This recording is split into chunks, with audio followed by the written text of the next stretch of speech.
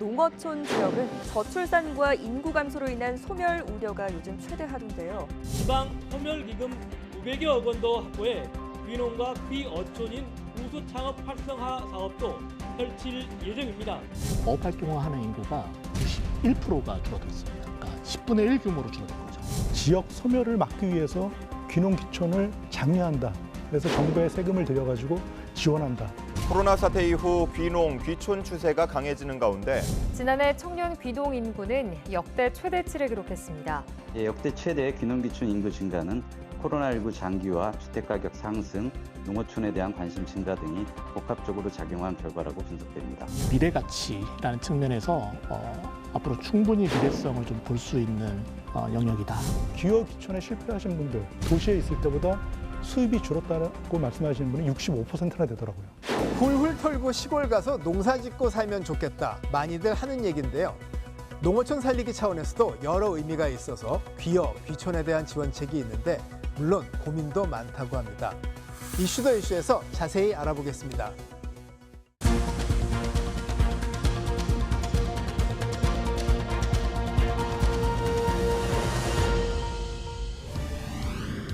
남들 안 하는 속 깊은 이야기를 해봅니다. 안녕하세요. 이슈 더 이슈 박찬입니다.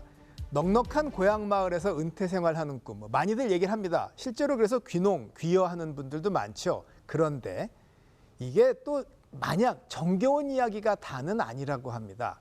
특히 어촌 마을의 경우는 준비할 것, 생각할 점이 참 많다고 하죠. 그래서 박상우 한국해양수산개발원 어촌연구부 부장, 또 지철원 트러스톤 자산운용 연금포럼 상무 두 분 모시고 좀 자세히 얘기해 보겠습니다. 안녕하십니까? 안녕하세요.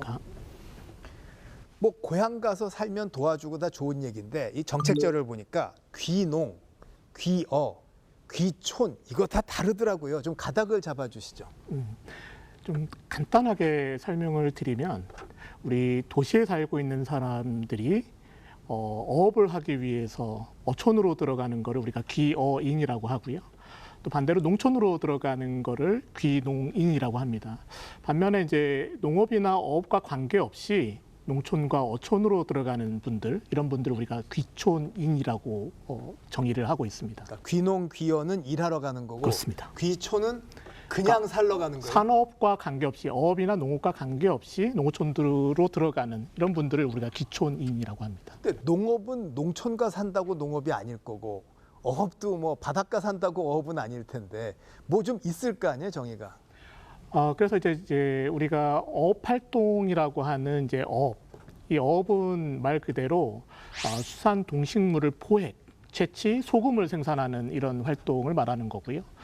또 이제 양식업이라고 하는 거는 이제 기르는 겁니다. 뭐 어류나 폐류나 우리가 이야기하는 김, 미역, 다시마 이런 해조류를 이제 키워내는 일들, 이런 활동을 하시는 분들을 우리가 이제 어업 활동하신다라고 하고요.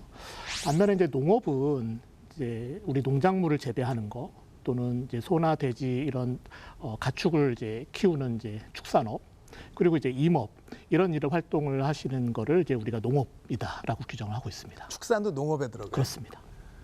그럼 농기계 빌려주거나 뭐 배 빌려주고 어구 빌려주고 뭐 팔고 이거는 농업 아닌가요? 그렇죠. 그래서 이제 우리가 운반과 가공 이런 영역은 이제 수산업이라고 규정을 하고 있습니다. 그래서 어업과 수산업은 개념적으로 조금 다르다. 이렇게 말씀을 드릴 수 있을 것 같아요. 이걸 구분하는 건 지원 정책이나 다 이게 네, 다르니까. 법에서 명확하게 좀 규정을 하고 있습니다. 그러면은 전체 볼 때 뭐 그림이 어떤지를 알아야 되니까 귀농, 귀어, 또 귀촌하는 이런 인구들에 대해서 좀 자료가 있겠죠. 그렇습니다. 통계청이 6월 22일 날 발표를 하나 했습니다. 2022년 귀농어, 귀촌인 통계. 이게 매년 농림축산식품부, 그다음에 해양수산부, 그다음에 통계청이 세 기관이 공동으로 작성하는 그런 통계 자료입니다. 이 자료를 보면 지금까지 추세적으로 2010년 이후로 계속 급증해 왔거든요. 귀농어, 귀촌인들이. 근데 2022년에는 이게 많이 급감했습니다.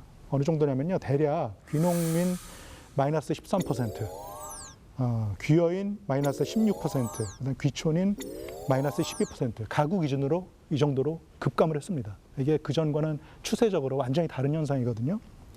그리고 이 자료를 보면서 통계 자료를 보면 저희들이 알 수 있는 게 귀농에는 좀 상대적으로 연세가 많으신 분, 60세가 38%를 차지하고 있고요. 귀여인은 그거보다 조금 연소하지만 그래도 50대가 주축을 이루고 있습니다.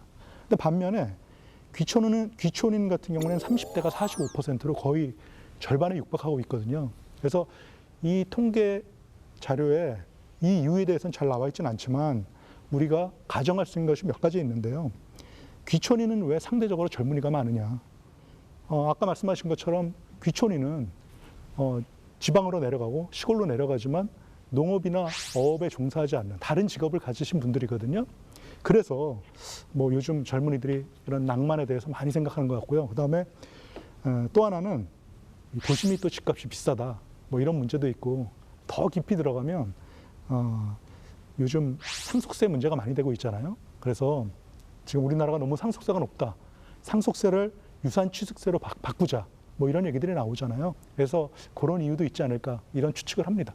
그러니까 이런 귀농, 귀여 또 귀촌에 대해서 결국 우리가 정책을 하는 게 지역 소멸 이걸 좀 어떻게 좀 덜 해보고 좀 지역을 살려보자 이런 뜻인가요? 네, 그렇습니다. 어촌은 지난 50년 동안 인구가 어업 활동하는 인구가 91%가 줄어들었습니다. 그러니까 10분의 1 규모로 줄어든 거죠. 그러니까 1970년도에 어업 활동하는 인구가 한 104만 명이었다면 지금 이제 한 9만 8천 명 정도밖에 되지 않습니다. 다 어디 갔어요? 다 도시로 가거나 아니면 이제 고령화에 따른 이제 자연 감소로 봐야 될 것 같습니다. 그래서 어촌 사회를 이제 유지하기 위한 이제 사람 한 명 한 명이 이제 중요한 시기가 됐고 그렇기 때문에 이제 귀여 귀촌을 위한 정부의 정책이 보다 이제 중요하고 보다 적극적으로 이루어지고 있다 이렇게 말씀드릴 수 있습니다. 이게 고정관념이 좀 있어요. 그 사회생활 하다가 마무리를 하고 이렇게 귀촌하고 또 귀농 귀여하는 생각들을 하는데 얘기 들어보면 이 젊은 층도 제법 많고 또 사연도 다 다양한 것 같아서 지원 정책이 좀 더 세분화돼야 되는 거 아닌가 생각이 들거든요.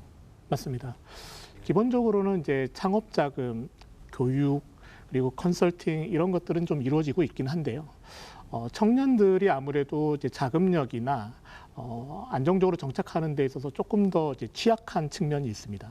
그래서 이제 청년들을 좀 타겟으로 하는 청년 어촌 정착자금 지원제도 또는 이제 청년들이 초기에 이제 자금이 많이 없으니까 어선이나 이제 어장을 이렇게 빌려주는 이 저렴하게 좀 빌려주는 이제 임대제도 이런 것들이 지금 마련이 되고 있는데요. 아무래도 청년들은 귀여 이후에 한 3년 정도 소득을 올리기가 상당히 어렵습니다. 이제 요 기간에 이제 생활 안정이든 아니면 이제 초기 투자에 대한 비용을 좀 줄여주기 위한 이런 정책을 마련하고 있다 말씀드릴 수 있을 것 같아요. 귀여, 귀촌도 종류가 세 가지로 나누더라고요. 첫 번째는 데이턴이라 그래서 도시에 살고 그다음에 도시에서 자기 본인의 고향으로 돌아가는 것이 아니고 이분들은 도시에 살지만 그 어촌이나 농촌 출신입니다. 자기 고향으로 돌아가는 게 아니고 다른 지역으로 가시는 분, 그러니까 제이턴이라고 합니다. 그리고 유턴은 자기가 태어난 곳으로 다시 돌아가는 도시 근로자들. 네. 그러니까 자기가 도시에 지금은 살지만 농촌 출신이고 다시 자기 고향으로 돌아가는 겁니다.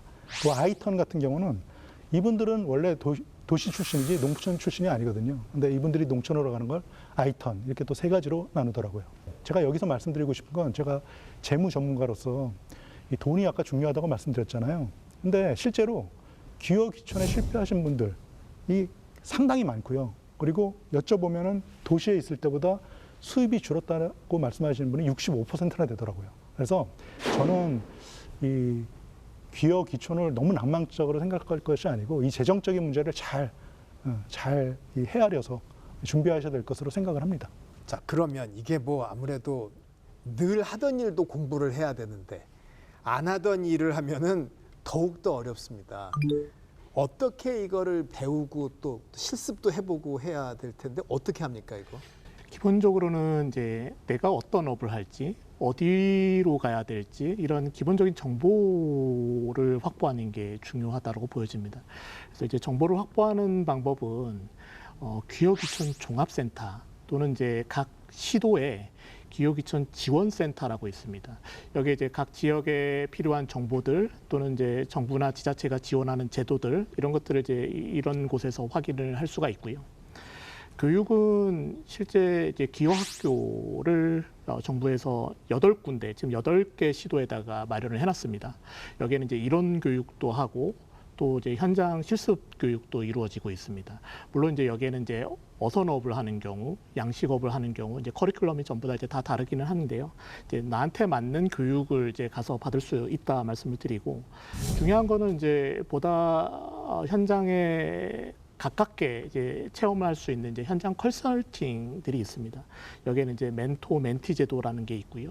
기여 기촌 이제 정착을 위한 이제 정착 상담사를 운영하고 있습니다. 이런 분들이 이제 정보를 전달해주고 업은 이렇게 하는 거고 뭐 이런 정보들을 알려주고 있습니다. 그 연습해서 되는 사업이면 누구나 할 텐데 뭐 당연히 하면서 어려움이 많겠죠. 근데 어업의 경우는 사실은 그 어장이 한두 푼이 아니고 어업권을 딴다고 하죠. 이게 뭐 지역 따라 다르고 시세도 오르락내리락에 계약도 어렵고 매우 유의할 점이 많다고 들었습니다.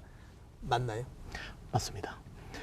이게 내가 배만 있어서 또는 내가 어장만 있어서 어업 활동을 할 수 있는 게 아니라는 겁니다. 이제 어업권이라는 거는 어업 활동할 수 있는 권리인데요. 여기에는 이제 조금 어려운 개념이지만 이제 허가라는 제도가 있고 면허라는 제도가 있습니다. 그래서 이 허가나 면허는 우리가 이제 물건처럼 통상 거래가 이루어지고 있고, 그래서 이제 내가 배를 사더라도 배에 딸려 있는 이제 허가권이 있고요. 면허장도 뭐 내가 양식 가두리 시설이 있다 하더라도 실제 면허권이 있어야지만 실제 어업 활동을 할 수 있기 때문에 이 어업권은 보통 이제 기간도 정해져 있고 어업권에 따라서 내가 어떠한 업종, 어떠한 어종, 어떤 품목들을 할 수 있는지가 결정이 되기 때문에 이런 부분들을 좀 잘 따져보고 결정해야 된다는 측면이 있습니다. 그러니까 농업은 농지는 개인이 사서 등기를 하는데 그렇습니다. 바다는 내가 사지는 않고 거기에 어업할 수 있는 권리를 사는 거죠. 그렇습니다. 근데 그게 연안어업 다르고 양식업 다르고 뭐 마을어업 다르고 맞습니까? 네, 그렇습니다. 우리가 연안어업만 예를 든다라고 하면 8개 업종이 있습니다. 뭐 이를테면 자망어업, 통발어업 또는 이제 복합어업 뭐 이렇게 복잡한 업종들이 세부 업종들이 있는데 여기에서 쓰는 어구어법이라는 게 있고 그 어구어법에 따라서 잡을 수 있는 어종들이 결정이 됩니다. 그리고 이제 이 업종에 따라서 내가 어업 활동할 수 있는 시기, 경영의 비용, 또 필요한 인력 이런 이제 전체적인 경영 계획과 맞물려 있기 때문에 내가 실제 현장에 들어가기 전에 충분히 내가 할 수 있고 내가 하고자 하는 게 무엇인지를 좀 찾아내고 결정하고 실제 이제 어업권을 획득하는 게 무엇보다 중요하다 이렇게 생각을 합니다. 자, 귀여, 귀촌 실제로 삶의 현실을 풀어가는 분께 좀 이모저모 들어보겠습니다. 도시에서 직장 생활을 하다가 귀여한 지 올해 3년째 됐다고 하시는데요. 이만수 중리 농어촌 체험마을의 사무장 연결해 보겠습니다. 안녕하셨습니까? 네, 안녕하세요. 우리가 사실 뭐 아파트 하나 옮겨가도 어려운 점이 많은데 어촌 마을에 들어가서 어울려 사는 게 당연히 쉽지 않지 않습니까? 어떤 어려움이 있으셨어요? 아무래도 이제 살아온 환경이나 정서가 완전히 좀 다르다 보니까요. 처음에는 이제 마을 주민들하고 공감되는 일들이 좀 많이 어려웠어요. 근데 이제 지금은 이제 마을에서 태어나고 지금까지 살아오고 지내오신 주민들만의 그 규칙을 좀 이해하려고 노력을 좀 많이 했습니다. 그러면 귀여 귀촌 하시기 전에 도시 생활하고 비교를 하면 뭐 여러 가지 삶이 좀 많이 달라졌지 않습니까? 장단점이 있을 텐데 좀 사정을 알려주실 수 있겠습니까? 가장 큰 거는 이제 도시에서는 저도 직장 생활을 했기 때문에 정기적인 어떤 수입이나 이런 라이프 사이클을 저의 이제 나 중심으로 할 수 있었던 부분들이 있었는데 지금은 이제 마을 공동체 생활해야 되고 또 불규칙적인 수입이 이런 부분들이 발생이 되다 보니까 이런 어려움들이 좀 많이 있었습니다. 그렇지만 이제 열심히 내가 하고 움직이는 것만큼은 나의 이제 보상이 되기 때문에 그런 부분들로 인해서 지금까지 좀 지내오고 있습니다. 귀여 귀촌 생각하는 분들이 좀 많을 텐데 남들이 잘 안 하는 실질적으로 꼭 도움될 얘기가 있다면 조언 말씀 부탁드립니다. 저도 그랬지만은 정착지, 그러니까 내가 이제 귀여를 할 장소를 결정하기 전에 내가 하고자 하는 것과 할 수 있는 것이 그 마을에 일들이 있는지, 그래서 정착하기 전에 그 마을을 자주 가가지고 찾아가서 그 과정을 좀 진행해야 되지 않겠나 생각이 됩니다. 그리고 어느 주민이 이제 저한테 이제 이런 말씀도 한번 해주셨어요. 내가 먼저 손을 내밀 수는 없지만은 다가오는 손은 내가 잡아줄 수가 있다라는 얘기를 지금도 되새기면서 좀 지내고 있거든요. 마을 주민들이 먼저 나에게 다가온다는 걸 기다리지 말고 내가 먼저 다가가서 해준다고 하면 어디나 그런 부분들은 반갑게 맞아주고 또 많은 조언도 해주고 이렇게 생각이 됩니다. 그래서 내가 겸손하게 먼저 다가서는 어떤 행동과 모습을 계속 보여주면서 생활하는 게 가장 좋지 않을까 생각이 됩니다. 오늘 귀한 시간 내주셔서 대단히 고맙습니다. 감사합니다. 네, 감사합니다. 어촌 지역의 일이라는 게 혼자 맨몸 가서 되는 게 아니지 않습니까? 이게 그 주변에서 좀 같이 도와줘야 되고 하는데 외지에서 새로 가서 할 때 이게 쉽겠습니까, 이게? 그래요. 맞습니다. 이게 상당히 이제 우리 어촌계를 진입 장벽이 높은 배타성이 높은 이게 조직으로 이해를 합니다.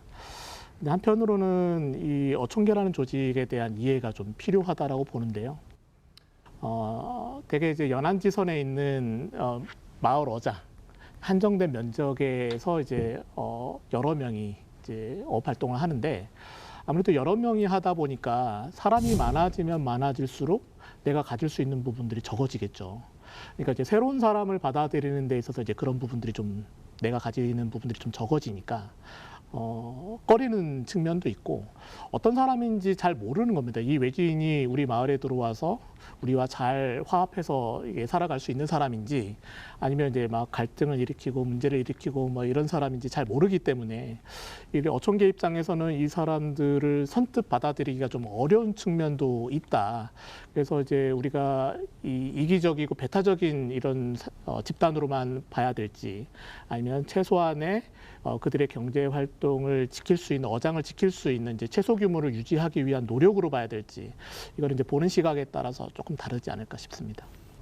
귀농하고 귀여를 좀 비교를 해보면요. 어장이 아무래도 투자도 더 들고 물속에 있는 게 생물이니 만만치 않고 훨씬 어려울 것 같은데 그래도 하면 장단점이 있을 텐데요. 이제 우리 바다에서 생산되는 수산 동식물, 이제 우리는 이제 블루푸드라고 하는데요. 이 블루푸드가 우리 인간한테 건강 그리고 이제 장수를 하는 데 있어서 상당히 이제 좋은 어떤 결과들이 나오고 있습니다.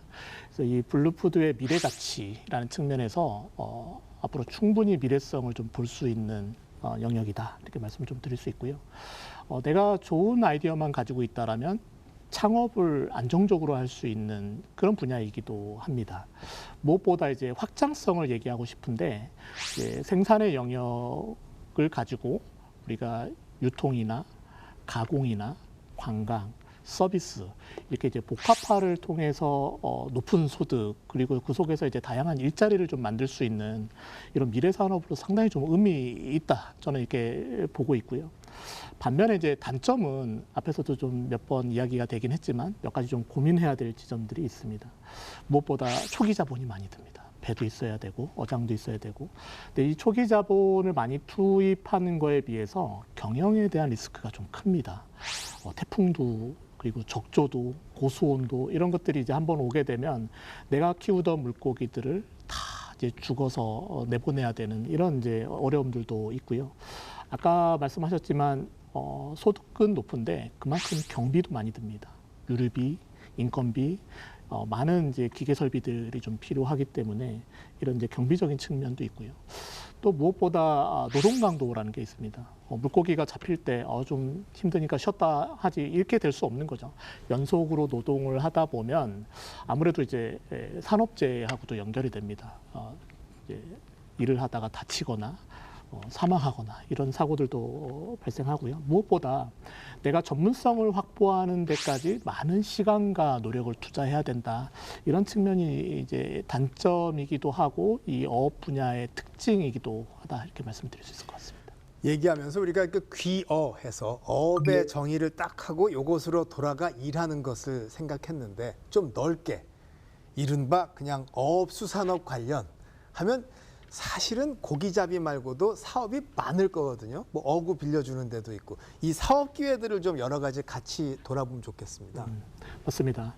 일단은 이제 어업이라고 하는 1차 생산은 수산동식물을 이제 포획하고 채취하고 또는 이제 소금을 생산하는 이런 일들이거든요. 근데 이제 이런 일들은 아까 말씀드린 대로 이제 환경도 안 좋아졌고 생산량도 이제 많이 떨어지고 있고 이제 어려움을 겪고 있기 때문에 이제 부가가치를 높일 수 있는 방법은 이제 우리가 유통이라고 하는 운반업 그리고 가공의 영역 그리고 관광의 영역에 있어서 숙박이나 판매나 또는 이제 여러 가지 비즈니스와 관련된 영역들이 1차 생산과 연결돼서 이루어질 수 있고 실제 현장에서도 이런 부분들이 많이 나타나고 있습니다. 예를 들면 최근에 이제 어촌마을 같은 데 보면 카페들도 많이 생기고 있고요.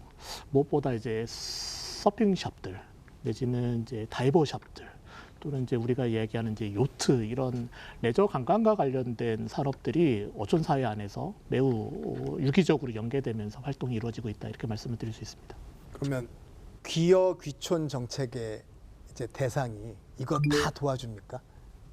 카페 차려도 도와주고 펜션에도 도와주고 다 도와주나요? 아니면은 저 귀어해서 그 어업에 대해서만 도와줍니까? 예, 매우 중요한 질문이고 시청자들께서 관심 있게 그렇죠. 들여다볼 부분인데요. 이제 귀어와 관련된 이제 귀어 귀촌 정책에서 지원하는 정책 자금 이거는 이제 어업에 한정돼서 지원이 되는 게 맞습니다. 네, 그럼에도 불구하고 우리 이제 농심보라고 하는 농업 신용보증기금에서 지원하는 이제 제도들도 있고요. 그다음에 기술보증 이런 데서 이제 지원하는 제도들도 있는데 이런 쪽의 영역에 있어서는 아까 이제 말씀드렸던 이제 수산업으로 유통이나 가공, 관광, 서비스 이런 영역까지 이제 자금을 지원하고 하는 제도들이 있습니다. 있긴 한데 이제 농도가 조금 직접 하는 분들에 비해 다르군요. 예, 그래서 현장에 이제 많은 분들이 이제 정책적으로 이제 좀 개선이 필요하다라고 하는 영역이 직접적인 이제 기여 정책 자금에서도 이제 어업 영역 이외에 아까 말씀드렸던 유통이나 가공이나 관광 이런 쪽으로도 좀 같이 지원이 될 수 있으면 좋겠다 이런 이야기가 있고요.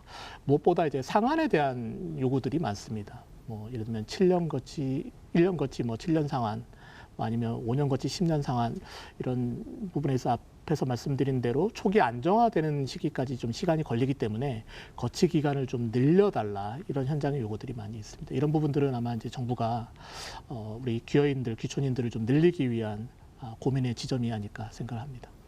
어업을 하거나 어촌마을 생활을 하거나 이런 게 익숙치 않은 외지인들 입장에서 사실은 가서 카페 하거나 뭐 저 음식점 혹은 숙박업 하는 게 훨씬 쉬울 것 같은데 지원은 좀 덜한 것 같아요.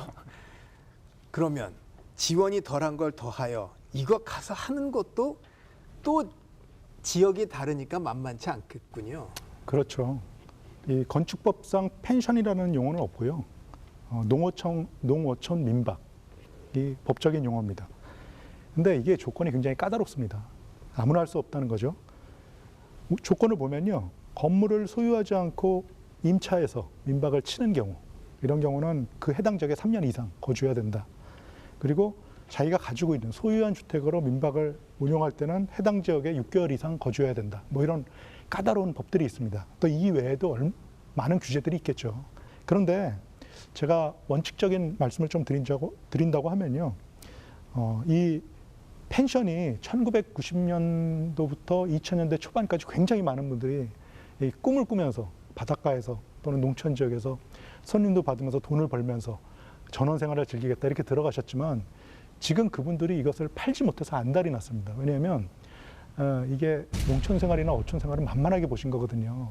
근데 이게 쉽지 않은 일이고 굉장히 숙련된 기술이 필요한데 그걸 이제 놓치신 거죠. 그래서 그분들이 지금 연세가 들어가지고 이제는 이건 팔고 나가야 되는 이제 퀴트해야 되시는 이 출구 전략을 하셔야 되는데 이게 쉽지 않다는 겁니다. 그래서 지금 이 사업을 하시려는 분들은 굉장히 유리합니다. 왜냐하면 매물은 많고 그걸 흡수할 사람들은 없기 때문에 사실은 그 자금력이 충분해서 아주 좋은 걸 사실 수도 있지만 좀 적더라도 괜찮은 매물을 볼 수 있는 눈만 있다고 하면 좋은 매물을 살 수 있는, 그렇지만 한편으로는 이런 생각도 하셔야 됩니다. 그분들이 지금 그 출구 전략을 짜지 못해가지고 고생하시는 걸 보시면서 그런 것도 생각하시면서 이런 그 민박 사업을 하셨으면 좋겠다는 생각을 합니다. 열심히 하면은 분명히 도시 직장 생활보다 못하지 않은 훨씬 더 나은 삶을 할 수도 있는데 이게 세상에 쉬운 일은 없죠. 그래서 저희가 한번 여러분들의 생각을 모아보았습니다. 댓글 반응들인데요. 한 두 개씩만 한번 읽어볼까요? 박사님부터 두 개 한번 볼까요? 배에 몰리면 자격증도 따야 하는데 그런 것은 어디서 배웁니까? 뭐 이런 질문을 하셨네요. 서울 사나 시골 사나 이제 대출 지옥은 못 벗어나는 게 현실이다. 뭐 이런 상당히 공감될 수 있는 이야기인 것 같습니다. 또 뭐 비트코인보다 문어코인, 통발코인, 자망코인이 낫다. 이분 어업 잘하시는 것 같아요. 어떤 그 불확실성을 강조하신 것 같고 상무님. 네. 네, 생각은 쉬운데 직접 실천하기는 어렵다. 뭐 그렇죠. 네, 네. 아주 딱 맞는 말인 것 같습니다. 자, 뭐 삶의 터전이 달라지면 어려운 점이 당연히 많죠. 이사가도 힘든데 그러면 어려움 끝에 도시 생활로 돌아오는 분들이 사실 또 있다고 합니다. 그 이유를 좀 정리를 해두신 게 있죠. 예, 제가 연구를 좀 했던 내용인데요. 이제 도시로 이제 되돌아가는 거, 이제 우리 귀여를 이제 포기한 경우가 전체 귀여인의 한 7.8%, 그러니까 100명 중에 한 8명 정도는 이제 현장을 정리하고 다시 이제 되돌아가는 걸로 판단이 됩니다. 근데 이런 이유를 좀 몇 가지를 살펴볼 필요가 있을 것 같은데요. 되게 이제 처음에 내가 어업을 해서 올릴 수 있을 거라는 이제 기대 소득, 이게 이제 자기 기대만큼 올라오지 못하는 이런 문제점들이 이제 장기간 누적되면서 이제 포기하는 경우들이 가장 많았고요. 두 번째는 이제 열악한 정주 여건입니다. 이 농촌도 그렇고 어촌도 그렇고 여러 가지 이제 생활 서비스 여건이라는 게 도시에 비해서는 확실히 좀 취약합니다. 특히 이제 자녀를 교육하는 문제 또는 이제 문화와 여가, 특히 이제 의료 이런 시설들이 이제 취약하기 때문에 이런 문제 때문에 이제 아이를 키우는 이런 젊은 청년들의 경우에는 상당히 이런 문제들이 포기의 또 한 원인이 되고 있다 말씀을 좀 드리고, 또 하나 이제 좀 우리가 주의 깊게 봐야 될 거는 기존의 기성 어업인들 또는 어촌계 공동체와의 갈등으로 인해서 지역을 포기하고 가는 경우들도 좀 일부 있고요. 또 뭐 많지는 않지만 내가 생각했던 것보다 일이 너무 힘들다. 그러니까 노동 강도가 너무 높아서 이런 일을 이제 더 이상 할 수 없다. 이렇게 판단하는 경우도 일부 있는 걸로 나타났습니다. 이게 농어촌 지역 인구가 줄어들다 보니까 이제 지역 소멸 얘기가 나오고 또 지방 소멸에 대한 대책인 면이 사실 있는데, 그래서 정부가 2027년까지 지금 귀여촌인을 귀여하는 분, 귀촌하는 분 41만 명을 유치하겠다고 합니다. 어떻게 해서 이런 과감한 목표를 달성하겠다는 거죠? 일단은 이제 정부의 대책을 말씀드리기 전에 어촌의 이제 이 소멸 위기가 어느 정도 심각한가를 먼저 조금 말씀을 드리고 네. 정부의 대책을 소개하도록 하겠습니다. 앞으로 이제 한 20년이 지난 2045년이 되면 우리나라 어촌 전체 한 87%가 소멸이 매우 높을 거다. 소멸 고위험 지역으로 분류를 할 수 있을 것 같고요. 전 세계에서 어가 인구가 가장 빠르게 많이 감소한 나라로 대한민국이 전 세계 1등입니다. 그 정도로 이제 심각한 상황에 내몰려 있기 때문에 정부는 이제 기여기촌 정책을 포함해서 어촌을 살리기 위한 여러 정책들을 좀 마련하고 있는데요. 몇 가지 제가 좀 소개를 드리고자 합니다. 가장 이제 대표적인 게 앞에서 말씀드렸던 이제 기여기촌인들을 지원하기 위한 이런 대책들이 있습니다. 기여인을 좀 확대하기 위한 이제 교육을 좀 내실화하는 측면, 또는 이제 아까 말씀드렸던 어선이나 어장이나 이런 것들을 좀 임대하기 위한 지원, 이런 제도들이 앞으로 이제 예산을 늘리고 지원 규모를 늘리는 이런 준비들을 좀 하고 있고요. 무엇보다 이제 어업만으로는 이제 어촌의 인구를 늘리기가 어렵기 때문에 어촌과 관련된 이제 기촌인들을 좀 늘리기 위한 청년들의 창업, 창직 이런 일자리를 만들기 위한 지원 제도들을 좀 구체화하고 있고요. 특히 이제 도시와 어촌의 이제 이런 관계성을 좀 높이기 위한 관계 인구를 좀 확대하기 위한 노력들도 좀 하고 있습니다. 무엇보다 중요한 거는 우리 국민들이 어촌, 어업, 특징들은 이렇고 잠재력은 이렇고 미래의 가치는 이렇다. 이런 것들을 좀 알 수 있도록 홍보하고 인식을 전환하기 위한 노력들, 이런 이제 노력들을 이제 정부가 하고 있고요. 가장 대표적인 이제 지원 정책 중에 하나가 어촌왕 재생 사업이라고 해서 어촌 뉴딜 300 사업, 어촌 신활력 증진 사업, 네, 마을에 많은 정부 재정을 투입합니다. 뭐 마을당 100억, 평균 100억 정도의 많은 예산을 투입을 해서 낙후된 정규 여건도 개선하고 소득과 일자리를 창출하기 위한 지원을 지금 적극적으로 하고 있다 말씀을 좀 드리고요. 무엇보다 이제 소득 안정화를 위해서 직불제를 시행하고 있습니다. 그래서 이제 섬이나 조건이 좀 불리한 지역에 살고 계신 분들 또는 이제 소득이 좀 낮은 소규모 영세어가 또는 이제 실제 경영을 하고 있지 않지만 어선원으로 이제 종사하시는 분들 이런 분들도 이제 직불금을 지급함으로써 소득 안정화에 기여하고 있다. 이런 제도들을 지금 하고 있는 이유는 어촌이 그만큼 소멸 위기에 내몰리고 있고 심각하다. 이런 것들을 방지하는 거 아닌가 싶습니다. 그 정부가 이런 큰 그림 안에서 이제 작은 게 하나 있어요. 이제 베이비 부머를 대상으로 한 귀촌 주거 단지. 이건 뭐를 어떻게 한다는 얘기입니까? 귀촌 주거 단지 또는 지역 활력 타운 이런 사업들이 지금 말씀하신 그 내용인데 은퇴자나 청년들이 지방에 지역에 내려오면 정착하는 데 되게 그 큰 문제를 갖는다고 합니다. 왜냐하면 문화, 그다음에 의료, 그다음에 아이들 돌봄 이런 것들을 갖춘 주거단지가 굉장히 드물다는 거예요. 또 하나는 도시민들이 지역에 내려와서 내 집을 장만하려고 할 때 이 토지 개발에 대한 지식이 전혀 없거든요. 그래서 무작정 뛰어들었다가 이웃 땅 주인한테 소송당해서 굉장히 곤란을 겪는 일이 또 많다고 합니다. 그래서 지금 말씀드린 것처럼 뭐 복지, 그다음에 문화, 의료 이런 문제뿐만이 아니고요. 이런 그 소송을 겪다가 탈진해서 올라가는 다시 도시로 돌아가는 그런 도시 그 귀농인들이 많거든요. 그래서 이런 사람들이 지역 활력 타운 또는 귀촌 주거 단지를 통해서 이런 문제를 해결할 수 있을 걸로 생각을 합니다.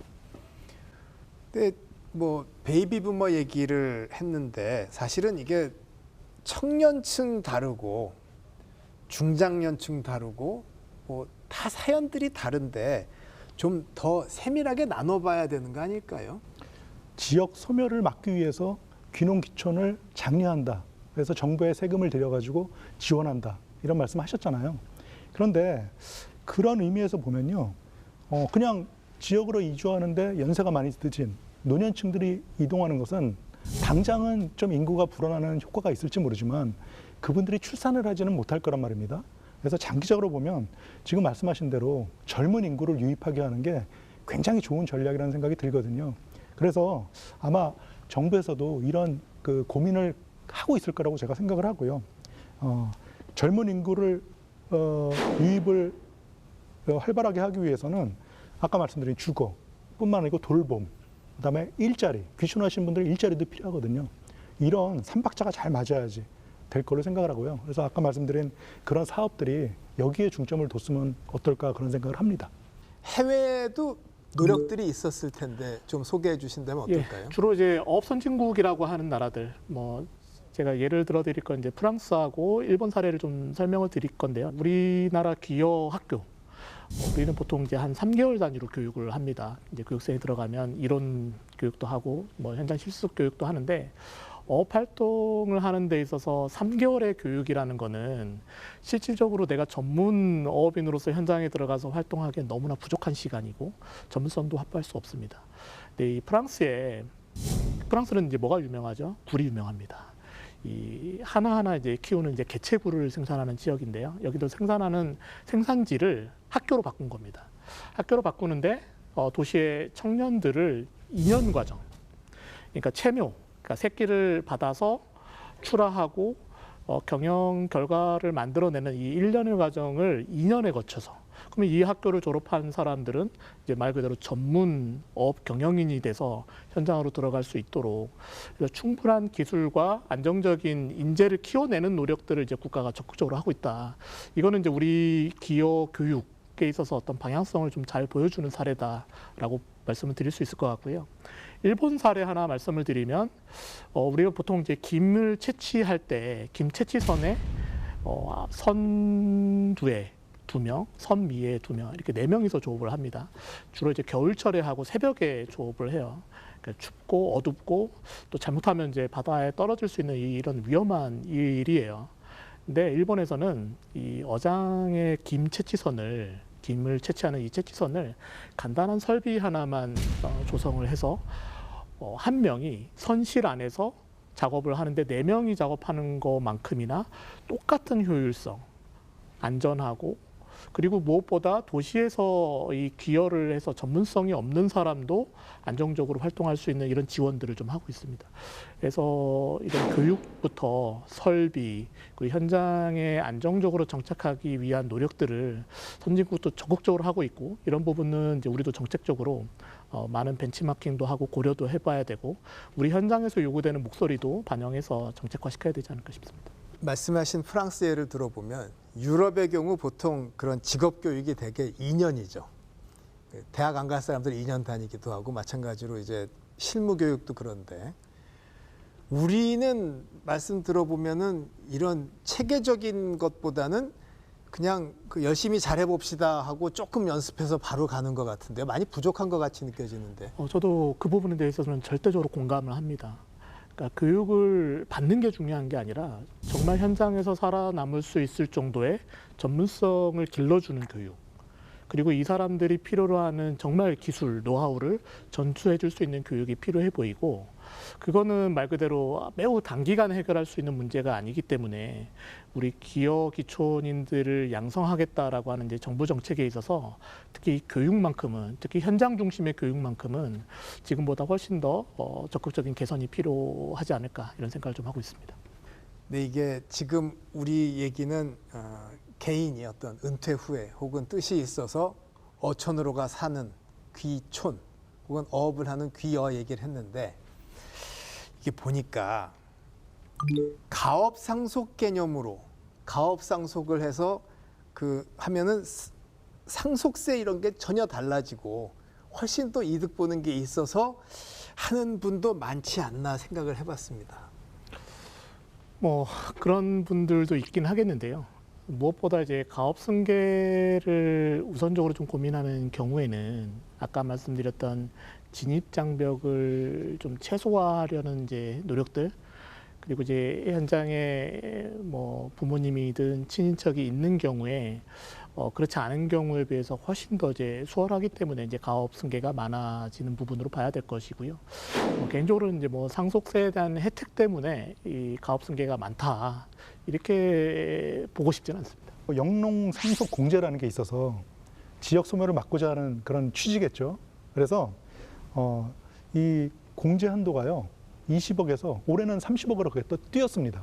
보통의 경우에는 자식이 5억, 배우자가 5억, 그래서 10억까지만 공제를 해주는데 30억을 공제받을 수 있으니까 상속세 절세 측면에서는 귀농 귀촌 하는 것이 굉장히 큰 이득이 되는 것이죠. 근데 그게 이제 나쁘게 생각하면은 세금 덜 내려고 귀여 귀촌한다고 생각하지만, 다르게 생각하면 이것을 통해서 또 어촌 공동체나 어떤 지역을 소멸을 막는 그런 정책 의도도 있는 거 아니겠어요? 그렇습니다. 공제를 받기 위해서 물려주는 사람, 피상속인, 이 영농 종사하는 기간이 그전에는 2년이었는데 지금은 10년으로. 그러니까 상속하고 도시로 도망가는 걸 방지하자는 거죠. 애 낳고 세금 지원을 받고 나서 다시 도시로 리턴하는 이런 경우가 있지 않습니까? 이런 걸 방지하자고 이런 장치를 뒀거든요. 그래서 그런 장치가 있다는 것과, 그다음에 지금 말씀하신 것처럼 상속세를 국가가 세금을 걷어가는 대신 그것을 지역사회에 쓰일 수 있게 덜 걷어가는 거라고 생각하시면 될 것 같습니다. 근데 이제 이러한 그 세제 혜택의 문제로 이제 기여인들을 적극적으로 유치하는 측면보다는 저는 이제 보다 안정적인 일자리와 소득을 창출하기 위한 전략으로서 기여인, 귀촌인을 끌어들이는 게 우선적인 거다라고 보고요. 보다 이걸 이제 확대하는 측면에서 보면 이제 세제 특례에 대한 접근도 고려돼야 될 필요성이 있겠다 싶습니다. 그래서 저희가 이제 관련된 연구를 하면서 이런 인구 소멸 위기 지역, 특히 이제 어촌 같은 지역에는 기여 귀촌 특구 제도처럼 만들어서 여기에서 필요로 하는 이제 지원 제도, 특히 세제에 대한 특례 같은 것들 적극적으로 좀 유입하는 것도 고민은 하고 있습니다. 다만 저는 이 세금의 목적으로 기여인들을 유입하고 하는 측면의 시각은 좀 바람직하지 않다 이렇게 보고 있습니다. 저도 저기 박 부장님 말씀에 굉장히 동의하는 것이 이런 부수적인 것에 너무 그 눈독을 들이다 보면 자기 그 본질, 자기 본업에 충실하지 못하는 이런 사태가 발생할 수 있거든요. 그래서 저는 이런 굉장히 많은 혜택이 있다. 그런 것을 다 이용하시라. 그렇지만 본업에 성공하는 것을 가장 최우선 과제로 삼으시라. 그렇게 말씀드리고 싶습니다. 제가 굳이 하나만 좀 더 보태면 실제 이제 기여를 준비하는 이제 예비 기여인들을 자주 만나게 됩니다. 또는 어떤 지원을 위한 평가장에서도 만나게 됩니다. 근데 이제 이야기를 하다 보면 장밋빛 청사진을 가지고 한번 도전해 보겠다. 이런 분들도 상당히 많이 계십니다. 근데 말씀하신 대로 현장은 녹록치가 않습니다. 철저한 어업을 하겠다라고 하면 어업에 대한 경영 계획을 매우 치밀하게 짜야 되고, 이 어업 경영 계획은 물론 이제 공부도 해야 되고 자료도 수집해야 되지만 내가 몸소 사전에 좀 부딪혀 봐야 됩니다. 일을 해보고 지역을 정해서 내가 원하는 업을 해보고 내가 충분히 경쟁력을 가질 수 있겠다라고 판단이 되면 그때 이제 구체적인 경영 계획을 세우고, 그러면 이 경영 계획 속에서 우리 정부, 지자체 로부터 어떠한 지원을 받아서 내가 조금 더 성공적인 길로 갈 수 있느냐, 이런 좀 철저한 계획이 무엇보다 중요하다. 세제 이런 문제들도 중요하긴 하지만 무엇보다 나의 철저한 준비된 경영 계획이 기여, 귀촌, 기농의 성공과 실패를 좌우하는 문제다. 이 말씀을 꼭 드리고 싶습니다. 네, 정말 사람이 귀한 세상이 되고 있습니다. 그래서 더욱더 귀여, 귀촌 참 중요해지고 있는데, 막연한 생각이 아닌 면밀한 준비만 있다면은 정말 귀여, 귀촌 생각해볼 기회, 좋은 기회가 많은 것 같습니다. 물론 필요한 정책들을 꼭 챙겨야 되겠죠. 자, 지금까지 박상우 한국해양수산개발원 어촌연구부장, 그리고 지철원 트러스턴 자산운용 연금포럼 상무 두 분과 함께 열심히 생각해봤습니다. 고맙습니다.